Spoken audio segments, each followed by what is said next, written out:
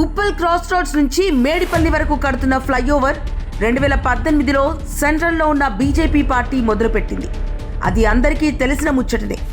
18 నెలల్లో పూర్తి చేస్తామని చెప్పిన బీజేపీ ప్రభుత్వం 6 ఏళ్లైనా ఇంకా పూర్తి చేయలేదు. తాజా నివేదిక ప్రకారం 40% పనులు మాత్రమే పూర్తయ్యాయి. ఈ లెక్కన మరో 6 ఏళ్లైనా కూడా ఆ ఫ్లైఓవర్ పూర్తి కాదు. దీని మీద మాట్లాడే దమ్ము ఈటెల రాజేందర్కు కానీ, తెలంగాణలోని ఏ బీజేపీ నాయకుడికి కానీ లేదు. అక్కడ ఢిల్లీలో వాళ్ళ బాసులు ఏం చెబితే దానికి గంగిరెత్తులాగా తలూపుతారు. ఈటెల రాజేందర్ ఉప్పల్ ఫ్లైఓవర్ గురించి ఏనాడైనా ఒక్క మాటైనా మాట్లాడిందా? మరి ఏం మొహం పెట్టుకొని ఓట్లు అడగడానికి వస్తున్నావు ఈటెల రాజేందర్?